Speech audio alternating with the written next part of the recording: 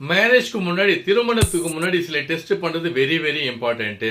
Main வந்து இன்றைய சுச்சுவேஷன்ல பாத்தீங்கன்னா ஜாப் கிடைச்சி செட்டில்ட் ஆயிட்டு மேரேஜ் பண்றதுக்கு சோ லேட் ஆயிடுது. ஜென்ஸுக்குன்னு பாத்தீங்கன்னா 30ல இருந்து 33 இயர்ஸ் ஆகுது. ஃபீமேலுக்குன்னு பாத்தீங்கன்னா 28ல இருந்து 30 இயர்ஸ் ஆகுது. ஸோ லேட் ஆகுறதுனால என்ன ஆகுதுன்னா பேபிக்காக பிளான் பண்ணும்போது பேபி உருவாகுது லேட் ஆயிடுது.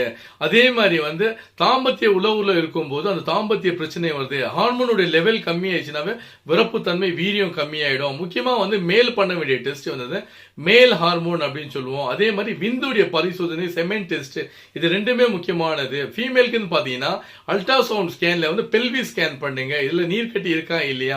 செகண்ட் வந்து ஃபீமேல் ஹார்மோன் வந்து ஏஎம்ஹெச் பிளட் டெஸ்ட் பண்ணுங்க, அதுல கருமுட்டை வளர்ச்சி எந்த அளவுக்கு இருக்குன்னு பார்க்கலாம். இதுல ஏதாவது பிரச்சனை இருந்தா மேரேஜ்க்கு முன்னாடி கிளியர் பண்ணிது ரொம்ப நல்லது.